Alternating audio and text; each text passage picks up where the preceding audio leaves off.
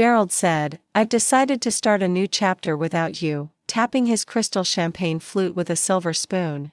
His words instantly silenced the 200 guests in the wedding reception. I sat motionless, watching my husband of 35 years smile down at me from the head table behind him, followed by our son Jason and his new I'm Eleanor Briggs, and at 60 years old, I never thought my husband would pick our son's wedding reception to announce he was leaving me. Bride Vanessa stared in stunned silence, and Cynthia Preston, Gerald's executive assistant, tried to conceal a triumphant smirk behind her napkin. The ballroom at the Grand Pavilion Hotel in Nashville felt suddenly empty, as if Gerald's words had sucked out every molecule of oxygen. My hands trembled a little, but I refused to crumble under the weight of hundreds of eyes, family, friends, and coworkers waiting for me to react to the inevitable breakdown. The silence seemed to last forever, but it was probably just a few seconds. I lifted my glass to meet Gerald's eyes directly. "To new beginnings for us both," I said in a clear and unwavering voice. Then, I took a cautious sip of champagne. A few apprehensive whispers and giggles echoed through the crowd, and Gerald's confident smile faltered a little. He had anticipated maybe a humiliated retreat or screaming tears. I walked over to Gerald's play area after purposefully getting out of my chair and smoothing the silver silk of my mother of the groom dress. From my evening bag, I took out a sealed manila envelope and set it next to his partially consumed piece of wedding cake. "You'll want to review this privately," I said softly for his ears only. His eyebrows were raised in perplexity as I turned away, and I walked over to Jason and Vanessa. I kissed them on the cheek and muttered, "I'm sorry about this. I love you both. Please enjoy your evening. This doesn't change how proud I am of you."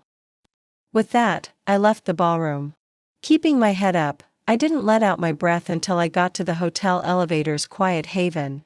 My phone vibrated in my purse, and it was a text from my lawyer confirming that everything was moving forward.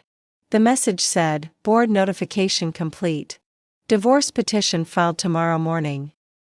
As the elevator doors closed, I caught I had spent decades as Gerald Briggs's wife, the graceful, supportive partner who had turned him from an ambitious middle manager into the CEO of Tarnwood and Vale, one of Tennessee's most prestigious investment firms. I looked different, somehow, older, but lighter, as if a burden I'd carried for years had finally been set down. We first became true partners at university, where I studied art history and he studied business. We dreamed of creating a life where both of our careers would thrive. He raised our 2 children, hosted dinner parties for clients, planned charity events, and maintained the ideal image of corporate success while burying my own goals. However, a series of opportunities led us to his path, and somewhere along the line, my dreams became footnotes to his success story. "Just until this promotion comes through, just until we're more established," Gerald would say before Jason started school, and I found myself changed into the ideal corporate wife, a role I played so strongly that I occasionally forgot it wasn't what I had selected. 6 months prior, I had gone to Gerald's office to surprise him with lunch on his birthday. When I arrived, his secretary appeared agitated. She stammered, "He's in a meeting. Very important, can't be disturbed." I should have seen the warning signs: late nights, weekend emergency meetings, and unexpected business trips. However, I trusted him, or maybe I had just gotten used to our arrangement, and the truth eventually came to me in the form of a misplaced credit card statement that revealed duplicate hotel charges and jewelry purchases that had never reached my ears or wrists. Instead of confronting him right away, I started to pay attention and saw how Gerald's eyes lingered on when I suggested therapy. Gerald rejected the idea, saying, "We're fine, Eleanor. We're just in different phases of life. You're overthinking things."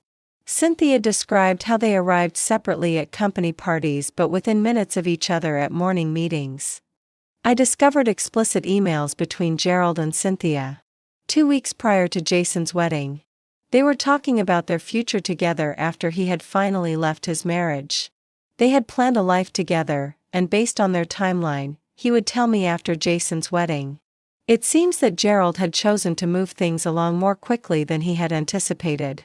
was that, in working with my brother Robert, a forensic accountant, I had unearthed years of financial irregularities, including company funds being misappropriated for personal expenses, hidden accounts, and phony business trips that turned out to be romantic getaways with Cynthia. All of this was painstakingly recorded in the envelope I had left for him.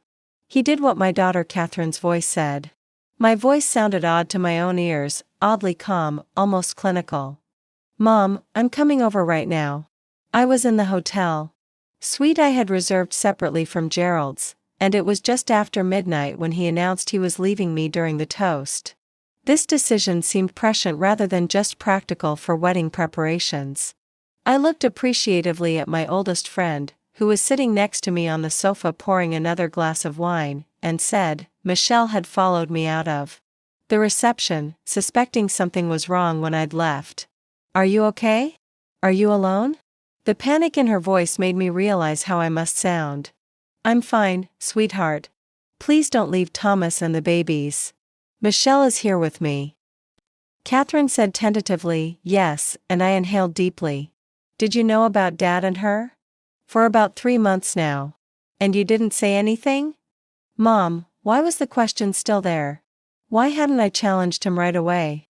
Why had I kept acting like a loyal?" The answer was complicated because it was based on decades of identity construction around being Mrs. Gerald Briggs, prioritizing family harmony over one's own dignity, and upholding appearances. However, there was also another reason.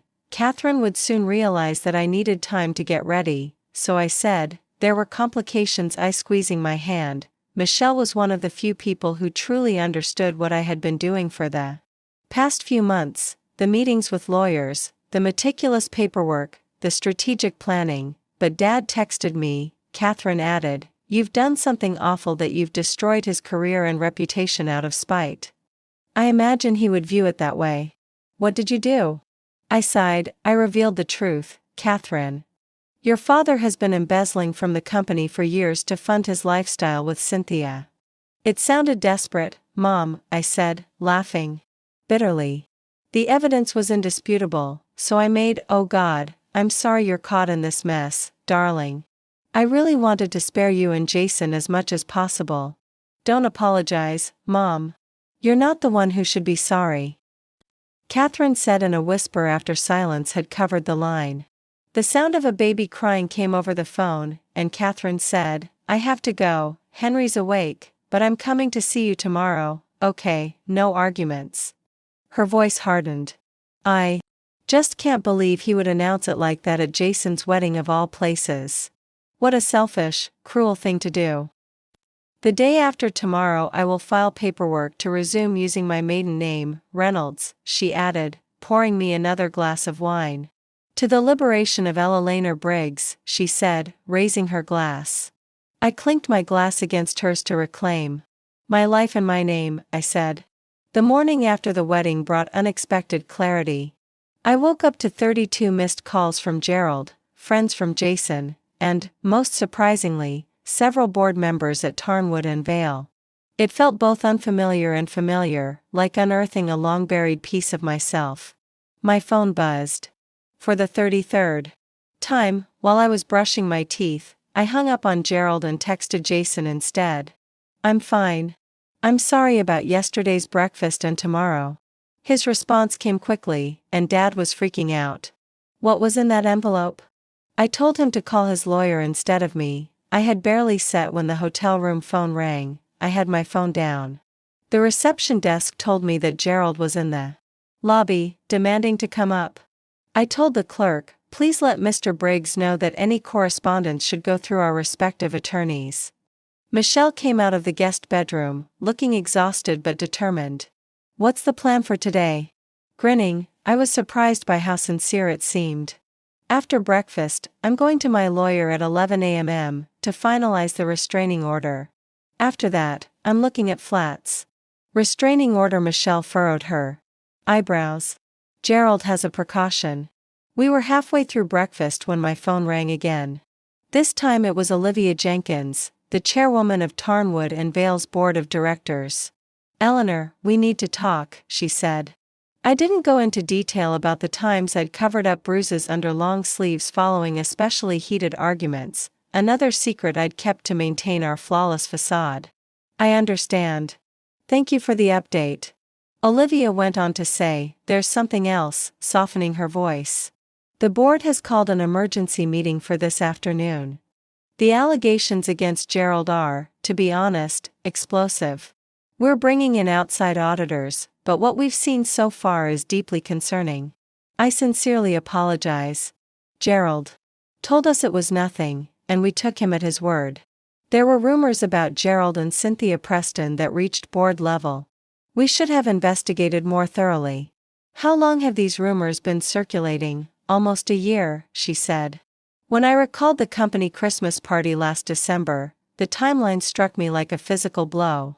I recalled how awkwardly the conversation had stopped when I approached groups of executives and how wives I had known for decades suddenly seemed incapable of looking me in the eye. They all knew, or at least suspected, while I remained unaware. Michelle ended the call. Examined my face. Are you all right? As we were getting ready to go to my lawyer's office later that morning, my phone rang, and I received a text from a number I didn't know. No, I said, but I will be. I showed the message to Michelle, who scowled, and she said, you should show this to your attorney. It might be taken as a threat, so I nodded and forwarded it to my lawyer. As we entered the elevator, my phone rang once more, and this time it was Catherine. Mom, I just saw Dad, she said, her voice trembling. He's saying crazy things. He claims he will contest everything, including the fact that you planted false evidence and that you have been plotting to destroy him for years. I gently answered, of course he is. Let him try. Catherine hesitantly added, he said something else too. He says you've been helping him set Dad up. Who is that, Mom? The name hit her like a thunderbolt. Victor Salazar had been Gerald's business partner for years before Gerald planned to have him fired from the company. Victor had lost everything, including his reputation and his house. Victor Salazar, who was sitting across from me at a quiet cafe in East Nashville, far from the corporate high-rises and country clubs where Gerald might have connections, was almost his family. He had been trying to expose Gerald's fraudulent practices for years, but without proof. His accusations seemed like the bitter ramblings of a disgruntled ex-partner. I said this carefully because Victor was an old friend and maybe the only person who knew Gerald better than I did. I never thought you'd actually do it, he said, sliding a flash drive across the table. I've been adding to this for 15 years, every suspicious transaction, every shell company, every falsified expense. He looked older than his years, with his once dark hair now completely silver and deep lines etched around his eyes, but those eyes still held the sharp intelligence I remembered from dinner parties 20 years ago. 3 months ago, when I first learned about Gerald's affair, my brother Robert had advised me to get in touch with Victor. If anyone knows where the financial bodies are buried at Salazar, he had said. The meeting had been set up with extreme caution using burner phones and encrypted emails. The precautions had seemed excessive until I realized the full scope of Gerald's actions. The board called an emergency meeting today, I informed Victor Olivia Jenkins. Jenkins replied, they're bringing in outside auditors. Victor grinned grimly, but Jenkins is thorough and will find everything. The diverted client funds, the phantom consulting fees, and the offshore accounts. Gerald has been careless in recent years, especially with Cynthia. I took a sip of my coffee and thought about this. What about you, Victor? After all this time, will you receive any criminal charges? Victor nodded. More than enough for civil charges. Criminal prosecution depends on how the board wants to handle it. Some companies prefer to handle these matters quietly to avoid shareholder panic. I said, more confidently than I felt, let him try. The numbers don't lie, as if called upon by our conversation. Watching Gerald fall is vindication enough. But you should know Gerald's already trying to discredit you. He's telling people that you fabricated evidence that you and I conspired against him out of revenge. Victor shook his head when I showed him the text message from my lawyer. Gerald's lawyer asking for an urgent meeting because he claims evidence was obtained illegally and wants to negotiate before the board concludes its investigation. This is classic Gerald trying to make a deal before the full scope of his actions is revealed, so I should definitely not meet with them. Victor paused before continuing, saying, "There's something else you should know. I wasn't the one who took the pictures of Gerald and Cynthia at the Hilton Head Beach house in that envelope." I scowled. "What do you mean?" "My brother said you had hired a private investigator, which I did," Victor confirmed. "I assumed your brother had hired another investigator as backup because by the time my guy arrived, someone else had already taken their pictures. They were very professional and discreet." A shiver went down my spine because if Robert and Victor hadn't hired another investigator and taken those pictures, my phone rang, and it was Jason, Mom. He said in a tight voice. There was a pause. "Is it true that you were working with Salazar?" "Jason? It's complicated." "Is it true that he demanded that?" "Yes, I acknowledge that Victor has been helping me gather evidence." "God? Tension, Dad just showed up at our hotel and is demanding to speak with you. He claims he knows you and Victor Salazar are trying to frame him." The accusation hurt even though I knew it was Gerald's desperate attempt to place the blame elsewhere. "Of course it's not true. I only got in touch with Victor after learning of your father's affair, so you've had this plan since." "Mom, Dad said you two planned this for years, that you've been involved. Please tell me that's not true." Jason's pain was evident in his voice before the wedding. "You allowed me to proceed knowing that you were going to ruin our family." I closed my eyes, feeling the weight of his criticism bearing down on me. "I never intended for any of this to occur at your wedding. That was your father's decision, not mine." The board meeting lasted 6 hours. I wasn't there, of course, but Olivia Jenkins called me later, her voice heavy with a mixture of regret and anger. She told me that Gerald had been suspended while more investigation was conducted, that the preliminary audit had confirmed the majority of the allegations, and that the board had decided to fully cooperate with authorities. I thanked her for alerting me, but she added, "There's more. I'm sorry, Eleanor, but it's standard practice in situations like this to freeze multiple accounts, including the joint personal accounts you share with Gerald." My heart fell. I had foreseen this possibility and had already transferred some money to a different account, but the majority of our assets were still tied up in joint accounts and investments. "I understand," I responded, "but the truth of my new financial situation, well, betrayal doesn't seem adequate both professionally and personally," Olivia said quietly, adding that she had known Gerald for 20 years and had never suspected this level of betrayal. When the call was over, I sat. My lawyer had advised me to stay in Nashville until the initial legal proceedings were underway, but the hotel was growing increasingly uneasy. Gerald had tried to enter my room twice more, forcing management to post security in the hallway. The last 48 hours felt surreal, as if I were watching someone else's life fall apart. I was staring at the wall in my hotel room. The door startled me. "Mom," it was Catherine. When I opened it, I saw that Jason was also there, looking worn out and torn. "We needed to see you," Catherine said, entering the room to hear your side. Jason's expression was guarded, and he said some pretty crazy things about you and Victor. Salazar plotting to. "It's not true," Jason pressed. "I only contacted Victor 3 months ago after learning of your father's affair with Cynthia. Victor had evidence of financial misconduct that I was not privy to, so that's the extent of our conspiracy. Years ago, you set him up, and I motioned for them to sit. I imagine he is desperate right now." Leaning forward, I thought about how to explain the intricate calculations I'd made in the first startling days after learning about the affair, how I'd realized that a simple divorce would leave me financially vulnerable, and how Gerald would probably use his position and connections to control the narrative and minimize any settlement. "Why didn't you just confront Dad when you found out about the affair? Since your father wouldn't have had to deal with any serious repercussions," I said, "he would have divorced me and married Cynthia, kept his job and the majority of our assets, and left me with whatever he wanted to give me." I stopped to look into their eyes after 35 years of putting his career ahead of mine, raising his kids, and developing his social network. Jason scratched his temples and said, I understand that, Mom, but what you've done is going to kill him. His career is over, and he might face criminal charges. Those are the repercussions of his acts, not mine. I firmly said, those are the results of his actions, not mine. I didn't manufacture fate. Catherine reached for my hand during our wedding toast, but that was cruel, Mom.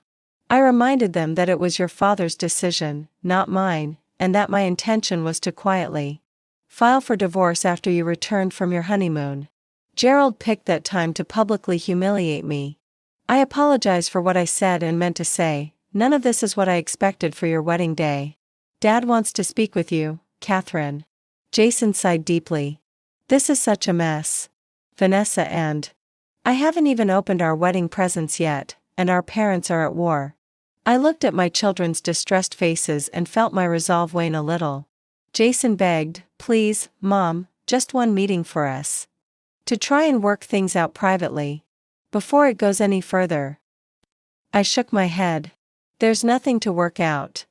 Everything is already in motion. Thank you for agreeing to meet Eleanor, Gerald said in a sterile and tense conference room at my attorney's office. Gerald sat across the table looking haggard. His normally impeccable appearance now rumpled with dark circles under his eyes. Beside him sat his lawyer, Howard Blackwell, a sharp-featured man known for representing Nashville's elite in their shadiest moments. It's customary assurance, I believe we can settle this dispute without causing additional harm to our family. I'm listening, I said calmly, and Blackwell cleared his throat. My client is willing to make a sizable settlement offer, which includes the Nashville house and half of all legal assets. And spousal support. In return, Mrs. Briggs would sign an NDA addressing the alleged financial irregularities and personal transgressions, as well as withdraw the evidence she presented to the Tarnwood and Vales Board. My lawyer, Diana Winters, sneered loudly, my client doesn't control the board's investigation, which is already well, you can't put that genie back in the bottle. The evidence has been submitted and verified by independent auditors. Gerald leaned forward, and his voice was filled with desperation. Eleanor, please, does 35 years of marriage not count for something? This vendetta with Victor Salazar has gone too far. You brought your mistress to our son's wedding and seated her at the family table. I repeated this incredulously. About Victor, I said quietly, this is about you stealing from your company to finance your affair. Gerald, about you lying to me. For years, about you choosing to humiliate me at our son's wedding. I made a mistake with the timing. He admitted not meeting my eyes. I was wrong to do so. And made it public that you were leaving me. That wasn't a mistake, Gerald, that was cruelty. Gerald's face hardened. What you did wasn't cruel, it destroyed my career and reputation. No, interrupta firmly. You destroyed those things yourself. Blackwell stepped in. Maybe we should concentrate on the settlement. Terms: my client will accept nothing less than what she is legally entitled to, including half of all marital assets, including those hidden in offshore accounts, and full financial disclosure going back 10 years. Gerald's face flushed with rage. This is simply about retaliation. There will be no settlement, Diana interjected. The fallout happened more quickly than I anticipated. 3 days after our meeting, Gerald was officially fired from Tarnwood and Vale due to financial irregularities and a breach of fiduciary duty. You couldn't stand that I was happy with someone else, so you conspired with my enemy to destroy me. I abruptly got up, tired of the conversation, and said, we're done. Here. Gerald was forced to leave our Nashville home after the court granted my petition for exclusive use, and I rented a small apartment in downtown Nashville. By the end of the week, the FBI had launched an investigation into potential wire fraud and tax evasion, and duty corporate speak hardly alluded to the extent of his misconduct. Nashville, it wasn't fancy, but it was mine alone. It was the first room I had set aside for myself in decades. Catherine helped me move in, bringing small touches to make it feel like home and bringing necessities from the house. Have you heard from Dad? Not directly, I said when we were unpacking cooking supplies. His attorney called. Catherine nodded while setting out cups to indicate that he is staying with friends because the court ordered him to leave the house. Yesterday, he contacted me once more and continued to say that you and Victor set him up. She paused before I told him that I didn't want to hear about him having to take accountability for his own deeds. I gave her a heartfelt, thank you. She acknowledged that Jason is still having difficulties. He and his father were very close. I know I stated quietly that I never wanted to be in his way, but this has really affected him. When Catherine left that evening, I was by myself in my new location. Around partially unpacked boxes, my phone rang, and I received a text from Michelle, "We should celebrate your new beginning tomorrow over dinner." I typed back my acceptance with a smile, and then almost without thinking, after a few minutes of surfing, I opened my laptop and went to a website on travel. I decided to go to Florence, Italy, and purchased a ticket that would leave in 3 weeks. I had always desired to view the artwork I had studied while attending university before. My life took a different turn. Instructions: the documents for legally recovering my maiden name were on the kitchen counter. I would file them tomorrow. Eleanor Reynolds would reincarnate as herself rather than as Gerald Briggs' wife. The Nashville Business Press featured subdued but devastating news about the Tarnwood and Vale CEO being fired amid financial scandal. An investment firm is the subject of a federal inquiry. Suddenly Gerald's carefully constructed image of accomplishment and morality was completely destroyed, and his fall from grace was complete. Irreparable. As I negotiated life after Gerald, I discovered that I was rediscovering my passions. Long put aside, I enrolled in the local university's art history course and joined a literature group and started working at the City Art Gallery as a volunteer. Every action felt both reclaiming the self I had almost forgotten was both thrilling and terrifying. Looking back, I discovered that the envelope I had set next to Gerald's plate at Jason's wedding had included more than just proof of his wrongdoings. It contained my proclamation of independence and my unwillingness to stay Aslant accomplice in my own demise. The road ahead would not be simple, but for the first time in decades, it was really up to me to decide.